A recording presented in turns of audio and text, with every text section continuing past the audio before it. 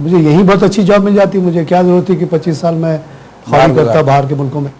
कि job opportunities limit हुई, इतनी बड़ी तादाद में लोग बाहर चले गए। जो बाहर चले गए तो उन्होंने एक एक आदमी ने अपने अच्छे खासे फैमिलीज़ को संभाल लिया, लेकिन जो जिनको वो मौका नहीं मिला वो तो फिर वो टेररिज्म वगैरह के चक्करों में क्राइम में पड़ गए। तो आपकी बात से तो ऐसा लगता है कि ये 70s का नेशनलाइजेशन या वो भी बहुत वही जो मैंने कहा कि बिजनेसमैन को प्रॉपर रिस्पेक्ट होना चाहिए, वो उसी में आ जाता है कि आपने रिस्पेक्ट नहीं की और वो इंडस्ट्रीज जो थी आफ्टर 70 बिटवीन 70 और 74 नेशनलाइज कर लिया गया। आप टीवी पे पहले भी बोलते रहे इस बारे में, जैसे आपने शिपिंग इंडस्ट्री जो आपने किताब भी लिखी है तो कोटेड है, उसमें बताया कि एक रात को एकदम से एक ऑर्डर आया और जो शिप ओनर था वो बेचारा रोड पे खड़ा रह गया, उसकी बिल्डिंग भी छीन ली, उसकी शिप भी खरीद ली।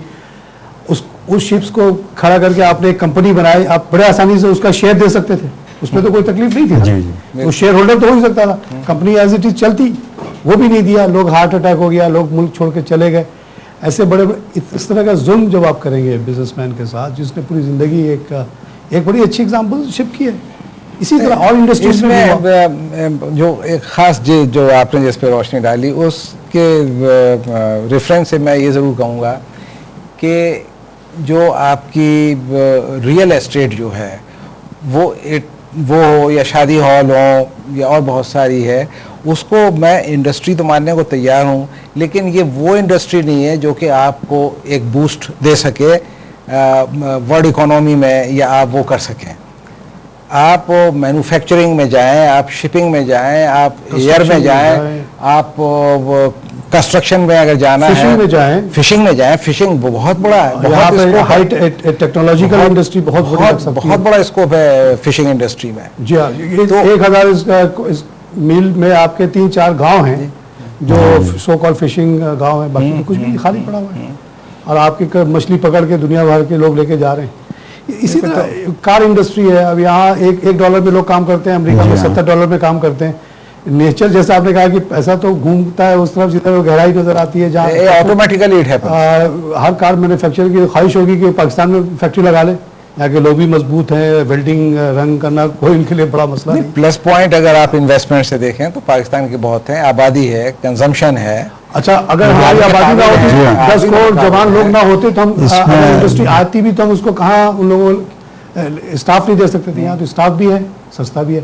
हाँ मोदी साहब, जैसे कैप्टन साहब ने कहा कि पाकिस्तान में वर्क फोर्स, इसमें एक्चुअली 3-4 रीजंस हैं जो की रीजंस जिसको कहना चाहिए कि why should we invest in Pakistan और anybody else should invest in Pakistan.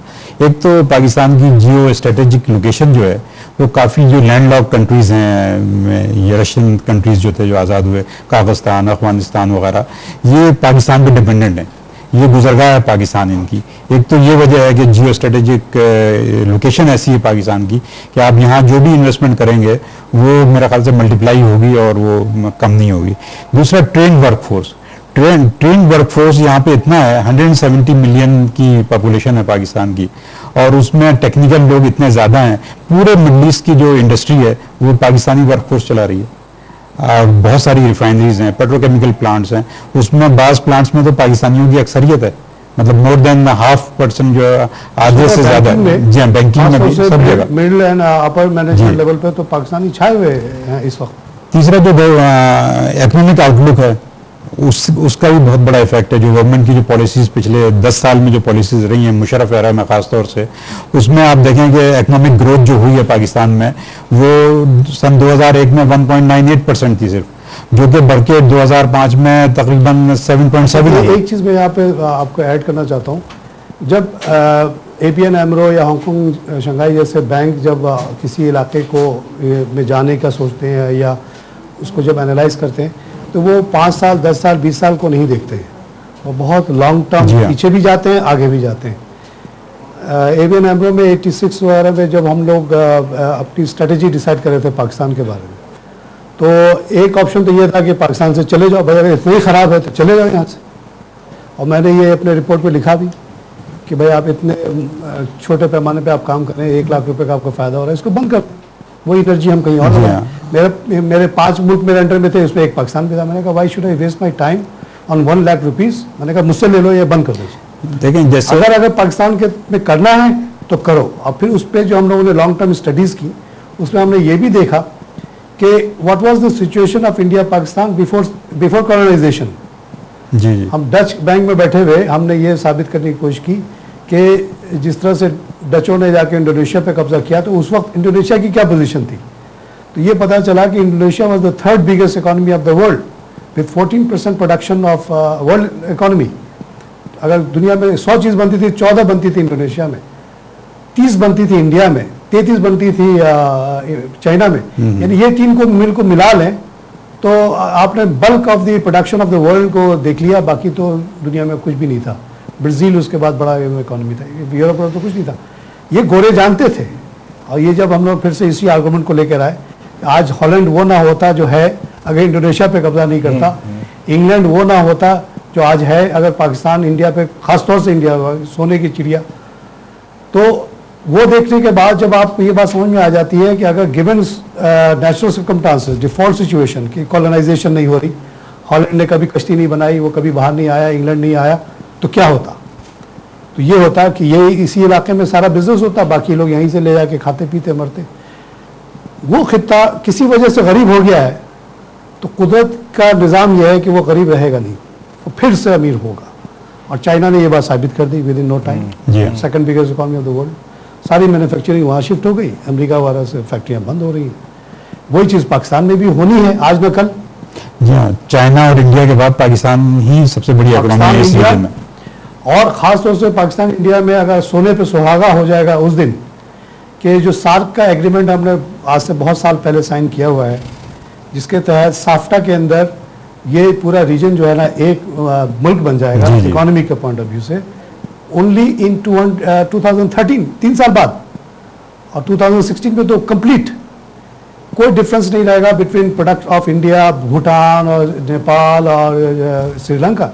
Everything will be moving and people also will be moving slowly.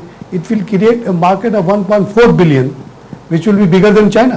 जी। तो मेरी तो अपनी बिल्कुल क्लियर कट सोच है कि 16 के बाद जो हम रेस लगाएंगे तो we will become the biggest economy of the world. China will be number 2, America बनेगा तो बहुत पीछे रह जाएंगे। इन सब को देखते हुए पॉलिसीज बनती हैं। और ABN में I was able to increase my limit from 2 million to 35 on this basis. मैंने कहा अभी की मुश्किलात को छोड़ दो, मुल्कों के ज़िंदगी में 30-40 साल कोई अहमियत नहीं रखते। यहाँ तो हम 500 साल की बात कर रहे हैं। देखिए ना, जैसे चौथा इन्वेस्टमेंट पॉलिसीज है, फाइनेंशियल मार्केट्स हैं। फाइनेंशियल मार्केट्स आपने देखी कि पिछले 10 साल में जो ग्रोथ की है वो 900% से ज़्यादा स्टॉक एक्सचेंज ने ग्रोथ किया है। ऐसा कहीं भी नहीं हुआ, ऐसा दुनिया में कहीं नहीं हुआ। जी, मुझे याद है जब मैंने पहली दफ़ा यहाँ के IPOs आए बैंकों के, Khyber bank, union bank, Indus bank, तो हम लोगों ने सबसे कहा अपने जितने मेंबर्स थे OPIF के कि भाई जाओ भर दो। तो मैंने यार पाकिस्तान पता नहीं क्या होगा, ये शेयर नीचे चला जाएगा। 10 रुपये की तो बात है, भर दे।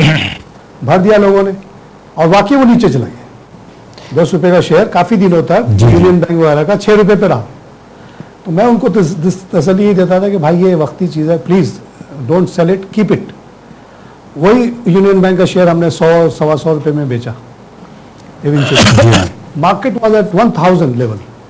अब मेरी थ्योरी ये थी कि भाई ये डिप्रेस्ड मार्केट है, it's not the real market. इसी तरह रियल एस्टेट जो उस ज़माने में 1980 में 1000 गज का ज़मीन आपको आसानी से मिल जाता था फेज़ 8 में 1 लाख रुपए में।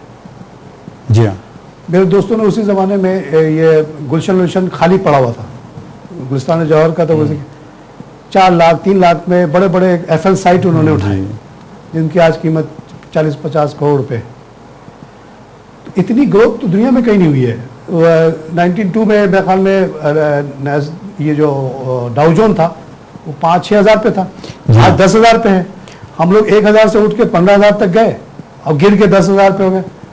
हम जैसे लोगों को तो कोई लॉस नहीं हुआ ये 15,000 से 10,000 आने पे, क्योंकि अभी भी हम 10 गुना ऊपर हैं। ये ग्रोथ जो है वो काफ़ी स्टडी जा रही थी, लेकिन अनफॉर्चुनेटली जो वर्ल्ड का रिसेशन आया 2008 और 2009 में, उसकी वजह से पाकिस्तान जो है वो थोड़ा सा उसको सेटबैक हुआ। वो तो पूरा दुनिया में हुआ, दुनिया में हुआ। हाँ। हर जगह 30-40-50-60% तक गिरी, कोई अजूबी बात तो नहीं। अदरवाइज पाकिस्तान में जितना पोटेंशियल है, अभी मैं कल पढ़ रहा था राजीव शाह जो यूएसएड के एडमिनिस्ट्रेटर हैं पाकिस्तान को जो लोग आफ्टर करते हैं, उन्होंने कहा यहाँ पे ट्रांसफॉर्मर एनर्जी की बहुत, एनर्जी, वाटर, एग्रीकल्चर में इन्वेस्टमेंट की बहुत अपॉर्चुनिटी, और यूएसएड जो है वो इन 3 सेक्टर में, खासतौर से एनर्जी सेक्टर में ये करने जा रहे हैं, मतलब इन्वेस्टमेंट काफ़ी। देखिए ये जो आजकल प्रोटेस्ट हो रहा है ना, लोड शेडिंग की बात, प्रोटेस्ट भी है, एक तरह से आपको बिजनेस अपॉर्चुनिटी भी नजर आ रहा है। ये लोड शेडिंग जिसका इतना, आप थोड़ा सा ब्रेक लेना पड़ेगा, उसके बाद नाज़रीन हम लेते हैं एक छोटा सा ब्रेक के बाद फिर हाजिर होते हैं।